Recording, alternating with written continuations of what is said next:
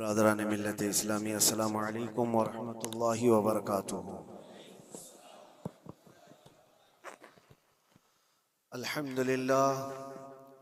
अल्हम्दुलिल्लाहि व कफ़ा व सलामुन अला हबीबिहिल मुस्तफ़ा अम्मा बअद फ़अऊज़ु बिल्लाहि मिनश शैतानिर रजीम बिस्मिल्लाहिर रहमानिर रहीम लन यनालल्लाहा लुहूमुहा वला दिमाउहा वलाकिन यनालुहु तक़वा मिनकुम सदक़ल्लाहु मौलाना अज़ीम। बारगाह रिसालत मुआब सल्लल्लाहु अलैहि वसल्लम में दुरूद पाक का हदिया पेश करें।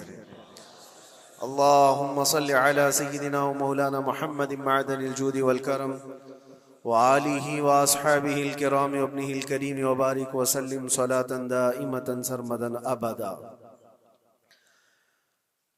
मुसलमानों के लिए अल्लाह अज़्ज़ा व जल की तरफ से दो ईदें दी गई हैं। एक रमज़ानुल मुबारका के रोज़े मुकम्मल होने के बाद और दूसरे ज़िलहिज्जा की 10वीं को अशरे ज़िलहिज्जा जिसको हम ईदुल अज़हा कहते हैं और उर्दू में बकरा ईद, ईद कुर्बान के नाम से जानते हैं। ये दो ईदें अल्लाह तबारक व तआला की तरफ से मुसलमानों को दी गई हैं। इन ईदों के दिनों में रोज़ा रखना भी जायज़ नहीं है, खुशियों के दिन। और ये जो अय्याम चल रहे हैं पहली ज़िलहिज्जा से लेकर 10वीं ज़िलहिज्जा तक, इसका जिक्र तो अल्लाह ताला ने कुरान में यूं फरमाया, वल फज्रि व लयालिन अश्र, फजर की कसम और 10 रातों की कसम। और वो 10 रातें कौन सी हैं? पहली ज़िलहिज्जा से लेकर 10वीं ज़िलहिज्जा तक की रात, ये 10 रातें इतनी अजमत वाली हैं कि अल्लाह खुद इनकी कसम फरमा रहा है, अल्लाह इनकी कसम याद फरमा रहा है। और इन अय्याम में जो आमाल किए जाते हैं अल्लाह की बारगाह में मकबूल होते हैं। ये हुर्मत वाले महीनों में से एक महीना है। ज़माने जाहिलियत में भी इन महीनों में जंग व जिदाल नहीं किया जाता था। कोई भी जंग चल भी रही हो तो ये महीने आते तो जंग रोक दी जाती थी, क्योंकि ये हुर्मत वाले महीने। तो ज़िलहिज्जा के महीने में हम और आप अभी अपनी जिंदगी की सांसें ले रहे हैं, लेकिन कुर्बानी के मुताल्लिक जैसे कि लोगों के दिलो दिमाग में एक कॉन्सेप्ट और फिर फैलाया हुआ एक कॉन्सेप्ट और इस्लामी कॉन्सेप्ट, तीनों में क्या चीजों का फर्क है? इस्लाम कौन सी कुर्बानी चाहता है? लोगों ने क्या प्रोपेगेंडा फैलाया है और अवाम के जहन में क्या बैठा हुआ है? तीनों को हम थोड़ा सरसरी नजर से देखते हैं। सबसे पहली चीज तो ये है, इस्लाम जिस कुर्बानी की बात कर रहा है, कुरान में अल्लाह फरमाता है, लन यनालल्लाहा लुहूमुहा वला दिमाउहा, न तुम्हारा गोश्त न तुम्हारा बहाया हुआ खून अल्लाह तक पहुंचता है, वलाकिन यनालुहु तक़वा मिनकुम, बल्कि उसके पीछे जो तुम्हारा तक़वा है वो अल्लाह तक पहुंचता है। तुम्हारी नीयत देखी जा रही है, तुम्हारा इखलास देखा जा रहा है। इसीलिए कहा गया कोई गोश्त खाने की नीयत से कुर्बानी करता है तो उसकी कुर्बानी होगी ही नहीं। गोश्त की नीयत से अगर किसी ने कुर्बानी किया उसकी कुर्बानी नहीं है। या फिर अगर ज़बह करने के बाद बेचने की नीयत किया गोश्त में से कुछ हिस्सा, वो तिजारत की नीयत किया हुआ है, तब भी उसकी कुर्बानी नहीं है। कुर्बानी सिर्फ वो है जो खालिस अल्लाह की रजा के लिए करे, जो अल्लाह ताला ने हुक्म फरमाया मुझे और अल्लाह करीम के हुक्म पर अमल पैरा होते हुए मैं कुर्बानी कर रहा हूँ, ये इस नीयत के साथ जिसने कुर्बानी किया उसकी कुर्बानी कबूल है। ये इस्लाम चाहता है आपकी कुर्बानी। और लोगों के दिलो दिमाग में जो अक्सर बैठा हुआ है वो ये है कि मौसम आ रहा है, सब कर रहे हैं तो हमको भी करना चाहिए। और कुछ लोग फैशन के तौर पर, कुछ लोग बच्चों की जिद पर कुर्बानी कर गए। ये लोगों के ज़हन दिमाग में बैठा हुआ है। नहीं मेरे अजीजों, जो मालिक निसाब है उस पर कुर्बानी वाजिब है। यहाँ तक कि अल्लाह के नबी सल्लल्लाहु अलैहि वसल्लम ने इरशाद फरमाया, इस्तिताअत होने के बाद, मालिक निसाब होने के बाद जिसने कुर्बानी नहीं किया, हुजूर फरमाते हैं वो हमारी ईदगाह के करीब भी ना है।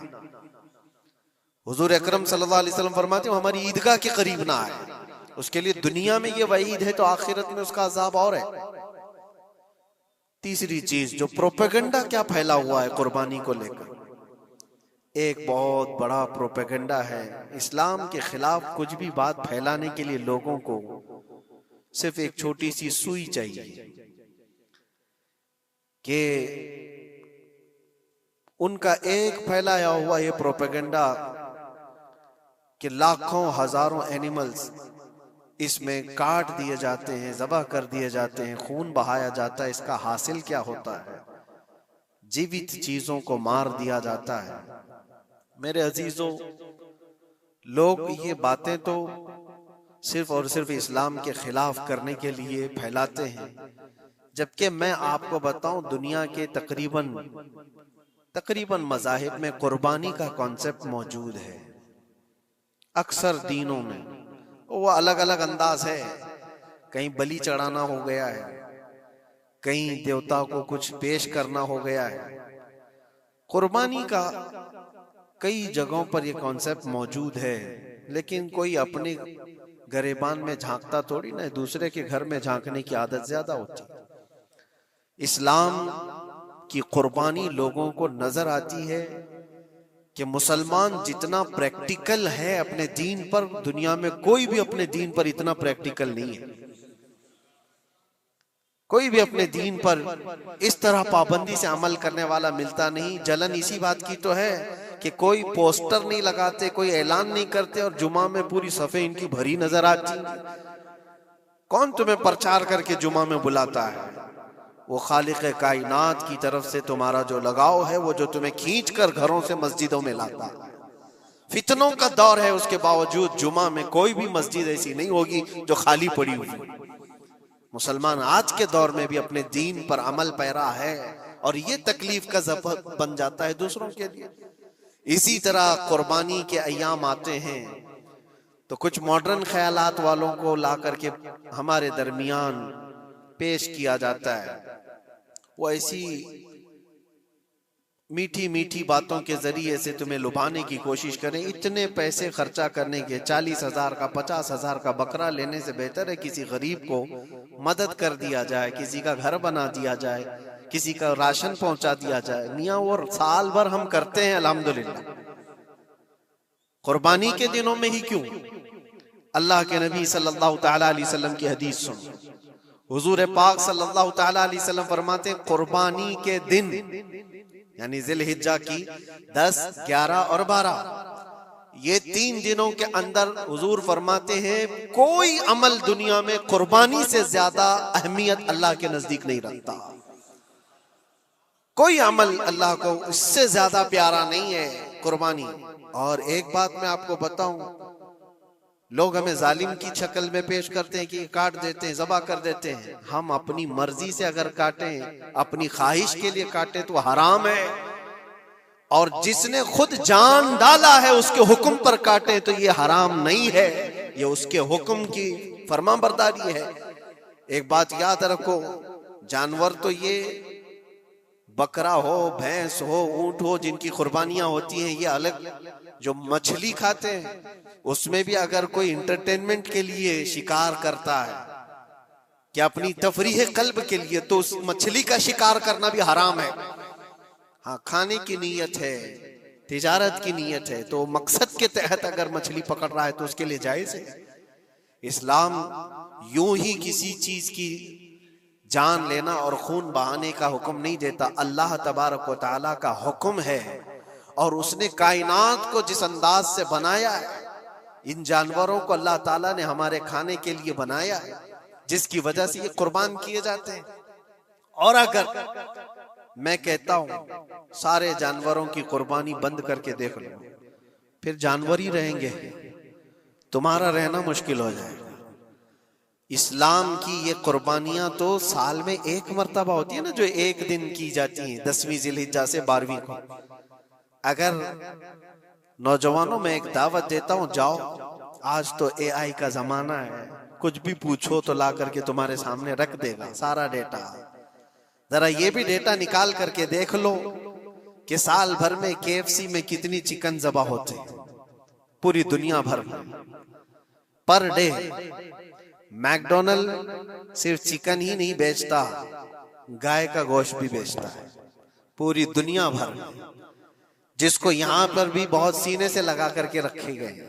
पूरी दुनिया भर में उनका इस्तेकबाल है, क्योंकि अमेरिकन कंपनियां हैं, बाप दादा की कंपनियां हैं, इनको कोई आंख नहीं दिखा सकता। और इंटरनेट के डेटा के हिसाब से पर डे 68,000 गाय तो मैकडोनल्ड ज़बह करता है। पर डे की बात कर रहा हूं, साल भर की नहीं। साल भर इनका डेटा बहुत ज्यादा है, मिलियंस में है, और 1 बिलियन से ज्यादा चिकन वहां पर भी कुर्बान होती हैं जो फ्राइड चिकन खाते हैं। ये तो एक कंपनी की बात कर रहा हूं, ऐसी बहुत सारी कंपनियां हैं। तो कभी किसी ने ये एतराज किया कि ये कंपनियां इतने जानवरों को ज़बह करती? नहीं, बकरीद के दिन सबके सींग नजर आते हैं, जानवरों की मोहब्बत उमड़ उमड़ करके आती है। साल भर जो कुर्बान हो रहे हैं, कभी किसी ने ऑब्जेक्शन नहीं किया कि ये सारे आउटलेट्स बंद क्यों नहीं कर दिए जाते, ये सारी दुकानें क्यों नहीं बंद कर दी जाती जो साल भर ज़बह कर रहे हैं। हाँ, हो सकता है मैकडोनल्ड यहाँ नहीं ज़बह करता गाय को, क्योंकि यहाँ पता है हालात सही नहीं है, लेकिन दूसरी जगह पर जाकर देखें, सब जगह पर बीफ आसानी से उनके यहाँ मिलता है। मैं ये बातें सिर्फ और सिर्फ ये इसलिए कह रहा हूं, फैलाया हुआ प्रोपेगेंडा क्या है, जानवरों से मोहब्बत ये सिखाएंगे हमें। अल्लाह के नबी सल्लल्लाहु तआला अलैहि वसल्लम फरमाते हैं, बनी इसराइल की एक खातून को मैंने जहन्नम में देखा। किस बुनियाद पर? फरमाते हैं वो इबादत गुजार थी, जायदा थी, परहेजगार थी, लेकिन एक बिल्ली पाली हुई थी, और उसने कभी इबादत करनी होती तो 2-2 दिन 3-3 दिन तक अपने कमरे में गोशा नशीन हो जाती थी अकेली। और उसने अपनी बिल्ली को एक जगह पर गले से रस्सी लगाकर बांध दी, और 3 दिन तक वो अपनी इबादत में रही, मसरूफ रही। और 3 दिन के बाद उसे ख्याल आया तो जाकर देखी बिल्ली मर चुकी थी। हदीस पाक में, सही हदीस है, अल्लाह के नबी सल्लल्लाहु अलैहि वसल्लम फरमाते हैं, सिर्फ इस बुनियाद पर अल्लाह तबारक व तआला वो इबादत करने वाली औरत को जहन्नम में भेज दिया। जो मेरी मखलूक पर रहम नहीं करता वो रहम के काबिल नहीं है। ये सिखाएंगे हमें जानवरों पर रहम करना। हम जिस जानवर को ज़बह करते हैं वो अल्लाह के हुक्म से करते हैं, उसके अलावा किसी भी जानवर को जुल्म करना, अल्लाह के नबी सल्लल्लाहु तआला अलैहि वसल्लम की हदीसों में से ये है कि जानवर पर जुल्म करना जिम्मी पर जुल्म करने से बड़ा है। और जिम्मी क्या है? जिम्मी वो जो मुसलमानों के मुल्क में अमन के साथ रहने के लिए रिक्वेस्ट किया हुआ हो और इस्लामी हुकूमत उसे अमन दी हुई हो। और अल्लाह के नबी सल्लल्लाहु अलैहि वसल्लम फरमाते हैं, मुसलमान पर जुल्म करने से ज्यादा बड़ा जुल्म जिम्मी पर जुल्म करना है, और उससे बड़ा जुल्म जानवर पर जुल्म करना है। ये मेरे आका के फरमान है। नबी अकरम सल्लल्लाहु अलैहि वसल्लम ने फरमाया और रहमतुल लिल आलमीन है। और एक बड़ी बात मैं आपको बताऊं, जो ये फैलाया जाता है कि जानवरों पर जुल्म जुल्म, सैयदना इमाम गजाली रहमतुल्लाह तआला अलैह की एक बात मैं पढ़ रहा था, हुज्जतुल इस्लाम, जिनकी किताबें पढ़ करके लोग अल्लाह के वली बन गए। इमाम गजाली का नाम सुना है? इतनी किताबें उन्होंने लिखा, तसव्वुफ के इमाम हैं, इल्म कलाम के इमाम हैं, मंतिक के इमाम हैं, फिक़ह और तसव्वुफ के इमाम हैं, बेशुमार उलूम व फनून के दरिया बहाए हैं। उस हुज्जतुल इस्लाम इमाम गजाली रहमतुल्लाह अलैह के इंतकाल के बाद उनके भाई ने उनको ख्वाब में देखा और पूछा, आपके साथ अल्लाह ने क्या मामला फरमाया? इमाम गजाली फरमाते, अल्लाह ने मुझे बख्श दिया, मेरी लिखी हुई किताबें, मेरी इबादतें, हजारों को जो मैंने पढ़ाया वो शागिर्द, ये सारी चीजों की वजह से नहीं, बस एक काम की वजह से। पूछा वो कौन सा काम? कहा एक बार मैं किताब लिख रहा था और सियाही में कलम डुबो करके लिखा जाता था, और सियाही जो बनती थी वो फलों के रस से निकाल करके, और लकड़ी का कलम उसमें डुबो करके लिखा जाता था। तो मैं लिख रहा था कि एक मक्खी आकर सियाही पर बैठ गई। मैं अपना कलम रोक लिया कि हो सकता है वो प्यासी हो, पी कर चली जाए। काफी देर तक वो मक्खी उस सियाही पर बैठी रही, और पी करके जब वो उड़ गई तो फिर मैं अपना कलम चलाता रहा। ये बात तो जिंदगी में आई और गई, मैंने तो इसको छोटा समझा था, लेकिन मेरी मौत के बाद रब तबारक व तआला ने मुझे उठाकर फरमाया, जिसने मेरी छोटी मखलूक पर रहम किया, बस इस नेकी की बुनियाद पर मैं तुझे जन्नत अता करता हूं। एक जानवर पर रहम करने की बुनियाद पर, एक जानवर पर रहम करने की बुनियाद पर। और हदीस पाक में, सही हदीस पाक में ये भी है, एक तवाइफ थी जिसने मरते हुए कुत्ते को बचाया था पानी पिलाकर, और उस बुनियाद पर उसकी बख्शिश हो गई। तवाइफ थी और रहम किया जानवर पर तो उसकी बख्शिश हो गई। मैं इस्लाम की वो चीजें तुम्हें बता रहा हूं जो दुनिया तुम्हारे सामने ये चीजें लाने से आजीज है और कासिर है। यहां तक कि अल्लाह के नबी सल्लल्लाहु तआला अलैहि वसल्लम ने फरमाया, जानवर पर अगर तुमने जुल्म किया है तो जिस तरह से जुल्म करोगे क़यामत के दिन ये अपने सींगों के साथ, अपने खुरों के साथ उठेगा और उसी तरह से उसका बदला भी दिलाया जाएगा। वो तुम्हें मारेगा क़यामत के दिन और बदला लेगा। ये भी हदीस पाक में। जानवर पर हमें उसके चेहरे पर मारने का हुक्म नहीं है, उसको उसकी ताकत से ज्यादा बोझ डालने का हुक्म नहीं है। अल्लाह के नबी सल्लल्लाहु तआला अलैहि वसल्लम के पास एक सहाबी आए, ऊंट पालते थे। कहा एक ऊंट बहुत सरकश हो गया है, और जब ऊंट सरकश हो जाता है ना, किसी की खोपड़ी खींच लेता है।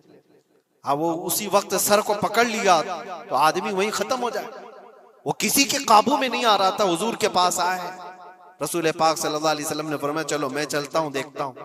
सहाबा कहते हैं, हुजूर जब चलने लगे तो हमें खौफ हुआ, डर हुआ कि ये ऊंट बिदक गया है, सरकश है, कहीं कुछ नुकसान न पहुंचा है। और तन्हा मेरे मुस्तफा सल्लल्लाहु अलैहि वसल्लम आगे बढ़ते चले गए। सहाबा कहते हैं, हमें डर लग रहा था, लेकिन मेरे अजीजों वो रहमतुल लिल आलमीन है, सबकी रहमत बनकर आए। नबी पाक सल्लल्लाहु तआला अलैहि वसल्लम जब करीब गए तो ऊंट कोई सरकशी नहीं किया, कुछ नहीं। हुजूर पाक सल्लल्लाहु तआला अलैहि वसल्लम के चेहरे के पास अपना मुंह करता है और अपनी जुबान को चपड़ चपड़ चपड़ करते हुए अपनी जुबान हिला रहा है। और हुजूर पाक सल्लल्लाहु तआला अलैहि वसल्लम ऐसे सुनते जा रहे हैं जैसे किसी दानिश्वर की बात सुन रहे हैं। फिर नबी पाक सल्लल्लाहु अलैहि वसल्लम ऊंट के मालिक की तरफ मुतवज्जे हुए और कहा, यह ऊंट तेरी शिकायत कर रहा है, ये ऊंट तेरी शिकायत कर रहा है। ये सरकश इसलिए हुआ कि तू इसकी ताकत से ज्यादा बोझ इस पर डालता है और खाना इसको कम दिया करता है। क्या ये बात सही है? वो जो बद्दू थे, जो ऊंट के मालिक थे, उन्होंने चेहरा झुका लिया और कहा, वादा करता हूं हुजूर पाक सल्लल्लाहु अलैहि वसल्लम से कि उससे ज्यादा, उसकी ताकत से ज्यादा बोझ नहीं डालूंगा और उसका चारा, उसके खाने का इंतजाम रोजाना किया करूंगा। नबी पाक सल्लल्लाहु अलैहि वसल्लम ने उस ऊंट की रस्सी पकड़ी और मालिक को दे दिया। फिर वो ऊंट उसी तरह ताबेदार होकर निकल पड़ा। ये इस्लाम में मेरे आका सल्लल्लाहु तआला अलैहि वसल्लम का अदल तो देखो, उनकी ताकत से ज्यादा का बोझ डालने का हुक्म नहीं है। और दुनिया ये प्रोपेगेंडा फैलाई हुई है कि यहाँ जानवरों को काटा जाता है। जो ज़िबाह करने का हुक्म है वो अल्लाह के हुक्म से। मेरे रब तबारक व तआला ने खुद जान डाली, हमारी जान का भी वही मालिक है, जानवरों के जान का भी वही मालिक है। अगर अल्लाह का हुक्म ना होता तो हमें चूंटी मारने की भी इजाजत नहीं। अल्लाह का हुक्म ना होता तो हमें किसी को भी कुर्बानी करने की इजाजत नहीं होती। ये रब तबारक व तआला का हुक्म है, तो जाहिर सी बात है हम अल्लाह के बंदे हैं। रब तबारक व तआला जानवरों की कुर्बानी का हुक्म दिया, इसलिए हर साल बकरीद में मुसलमान कुर्बानी करते हैं। अगर अल्लाह चाहे तो अपने बेटों की कुर्बानी का भी हुक्म दे दे, और दिया है रब तआला ने, और वो भी करके दिखाया सैयदना इब्राहीम अलैहिस्सलाम। अल्लाह तबारक व तआला अगर हुक्म दे तो क्या तुम ऐसे मुसलमान नहीं हो? मुसलमान का मतलब होता है सर झुकाने वाला अल्लाह के हुक्म के आगे। ये नहीं पूछेगा कि क्यों है और कैसे है। मुस्लिम कहते हैं अपना सर झुका दिया अल्लाह की बारगाह में, उसके हुक्म के आगे। अल्लाह तबारक व तआला हमारी जानों का मालिक है। अगर वो चाहता तो हमारी कुर्बानी का हुक्म देता, हमारे औलाद का। लेकिन रब तबारक व तआला ने ये सुन्नत इब्राहीमी पर पूरी दुनिया को सवाब देने के लिए जानवरों की कुर्बानी का हुक्म अता फरमाया। मेरे आका सल्लल्लाहु तआला अलैहि वसल्लम के पास एक सहाबी हजरत ज़ैद बिन अरकम आए और पूछा, ये कुर्बानी क्या है मेरे आका? हुजूर अकरम सल्लल्लाहु अलैहि वसल्लम ने फरमाया, जिस जानवर की कुर्बानी करोगे उसके हर बाल के बदले तुम्हें अल्लाह एक नेकी अता फरमाएगा। जितने उसके जिस्म में बाल होंगे हर बाल के बदले अल्लाह तुम्हें एक नेकी अता फरमाएगा।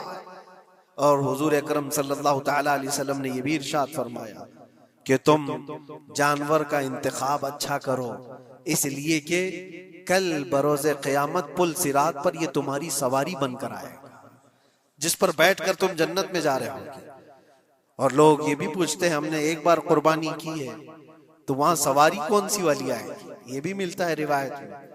तुमने अपनी जिंदगी में जो सबसे पहले कुर्बानी की है उस पर सवार होगे, लेकिन हर साल की कुर्बानी वाले जानवर भी सवारी बनकर तुम्हारे इर्द गिर्द आएंगे, वो सब होंगे।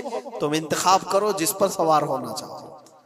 इसीलिए कुर्बानी में ऐब वाले जानवर की कुर्बानी जायज नहीं। लंगड़ा हो, लूला हो, कान कटा हुआ हो, क्यों जायज नहीं है? दुनिया तो ये समझती है कटने वाला जानवर वो होना चाहिए जो रिजेक्टेड हो, जिसको काटा जा रहा है वो दुनिया में काम के लायक ना हो, उसको काटना चाहिए। दुनिया का ये कॉन्सेप्ट है, दुनिया का तस्वुर ये है। लेकिन नहीं, अगर कोई अपने इस्तेमाल के लिए काट रहा होता तो मैं कहता हाँ रिजेक्टेड माल काट लो, लेकिन ज़बा जो हम करते हैं कुर्बानी में वो अपने लिए नहीं, वो रब्बे जुल जलाल के लिए है। इसीलिए बंदा ये देखे मैं अपने रब की हुजूर क्या पेश कर रहा हूं। तुम अगर कोई हदिया तोहफा खरीदने जाते हो अपने किसी इज्जतदार शख्स के लिए, तो इंतखाब सोच समझ करके करते हो कि जिसको मैं देने जा रहा हूं ये कितना वैल्यू वाला होना चाहिए, कितना इज्जत वाला होना चाहिए, और जो रब ताला की बारगाह में पेश कर रहे हो उसका भी आप ख्याल रखो।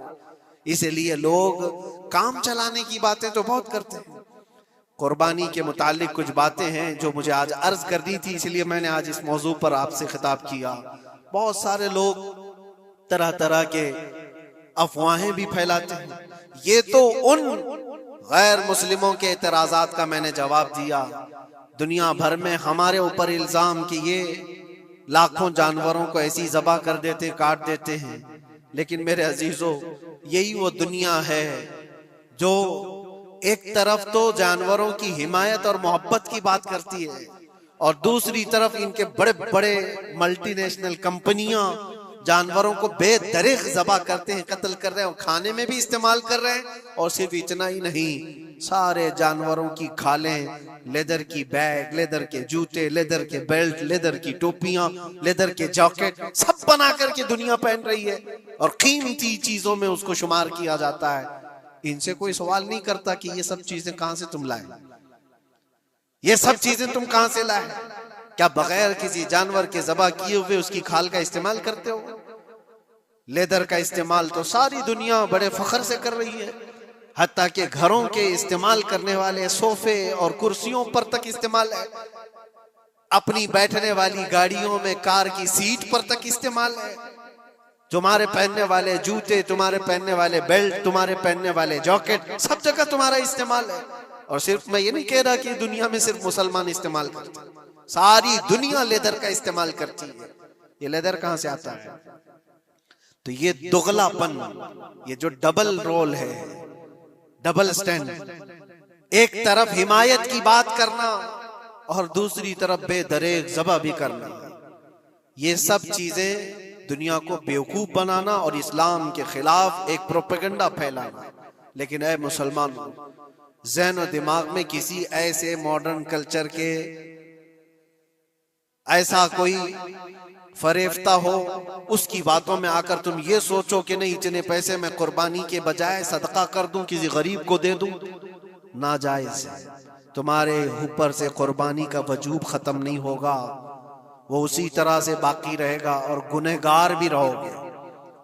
अल्लाह करीम से ज्यादा तुम रहम करने वाले नहीं हो, अल्लाह अरहमुर राहिमीन है। अल्लाह अरहमुर राहिमीन है। जब वो हुक्म अता फरमा रहा है तो क्या तुम्हारे दिल में उससे भी ज्यादा रहम है? तो कुर्बानी के दिनों में सिर्फ कुर्बानी ही होगी।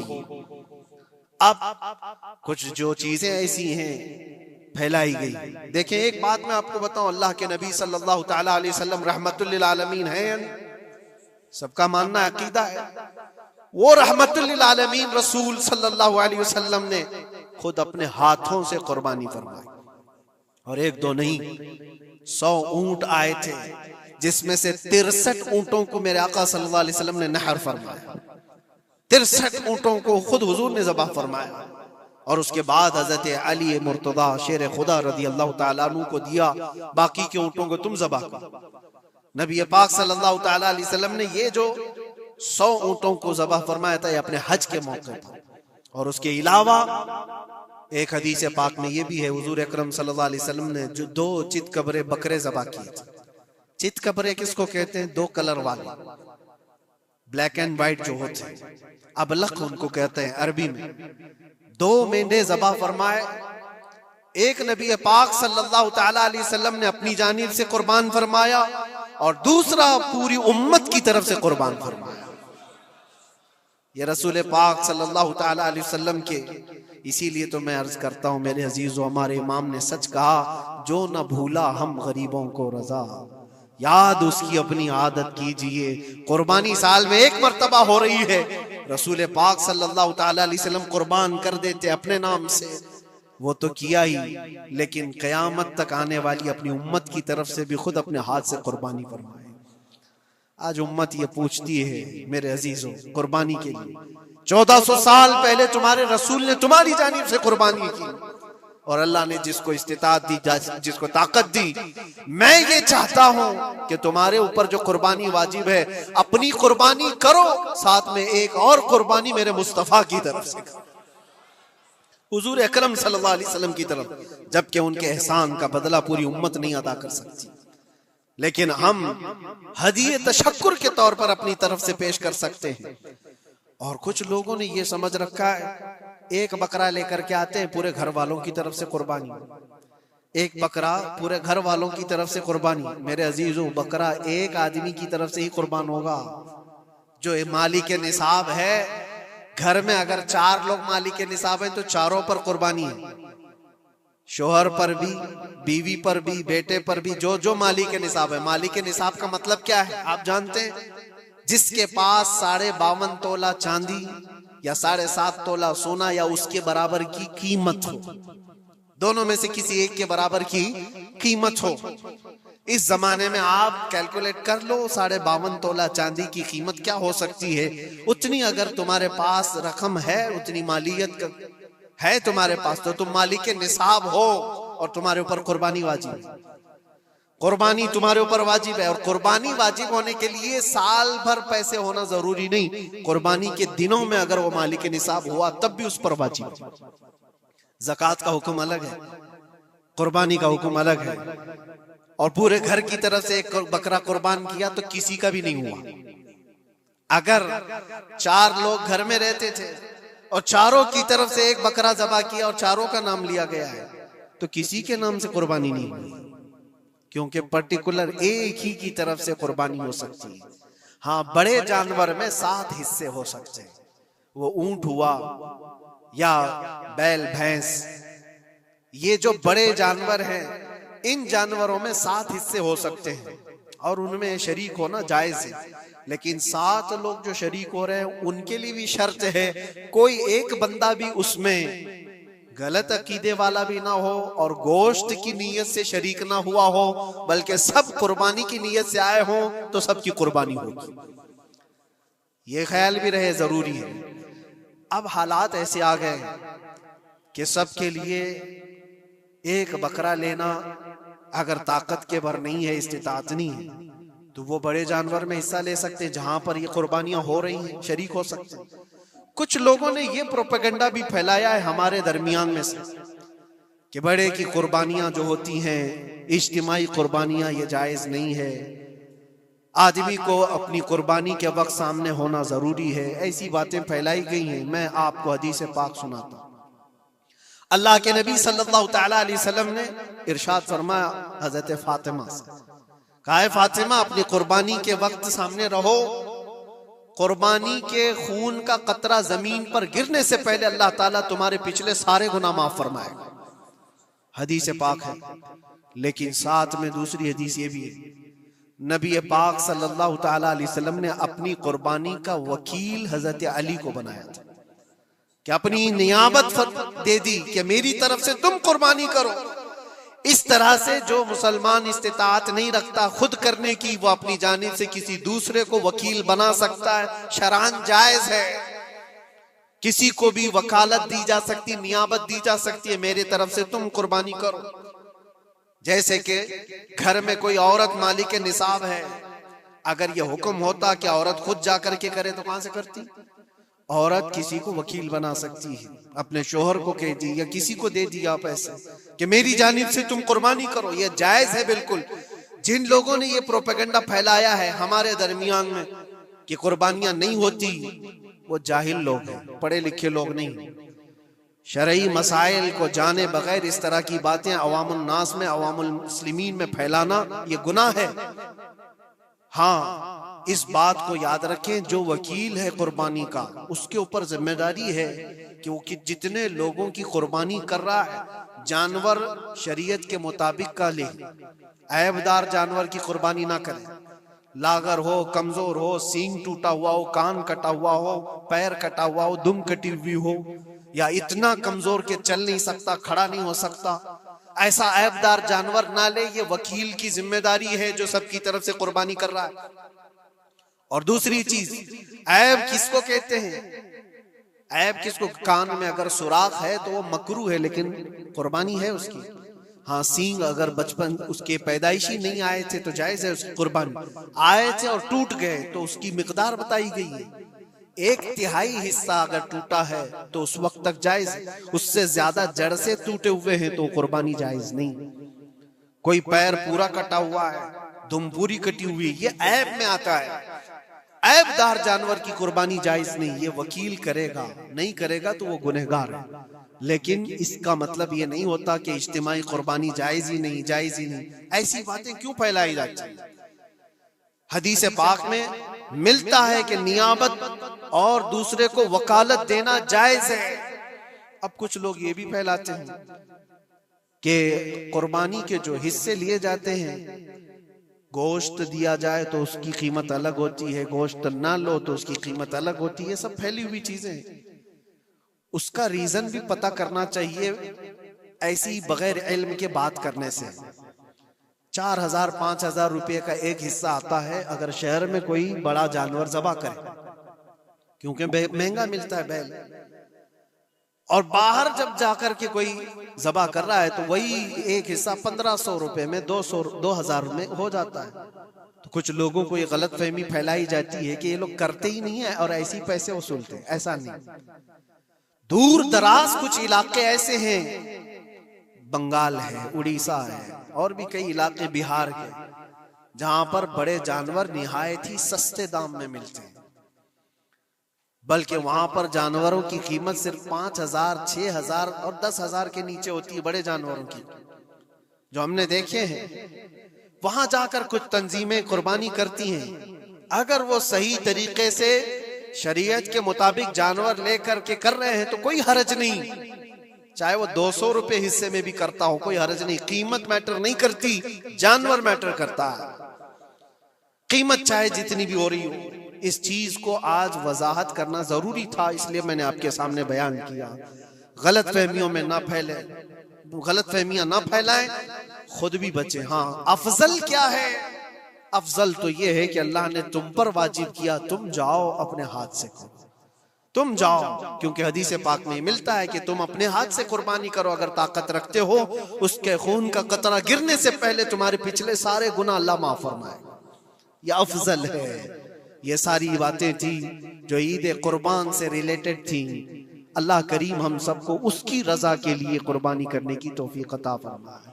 लेकिन साथ में एक बात ये भी याद रखें, जब बंदा कुर्बान कर रहा होता है तो उसके अंदर ये नीयत भी हो, जैसे सैयदना इब्राहीम अलैहिस्सलातु तस्लीम को अल्लाह ताला ने क्या फरमाया था? 4 परिंदे लो, उनको ज़बह करो, उनके सर अपने पास रखो, उनका कीमा बनाकर 4 पहाड़ों पर रखाओ और फिर उन परिंदों का नाम लेकर के बुलाओ, वो जिंदा होकर के आ जाएंगे।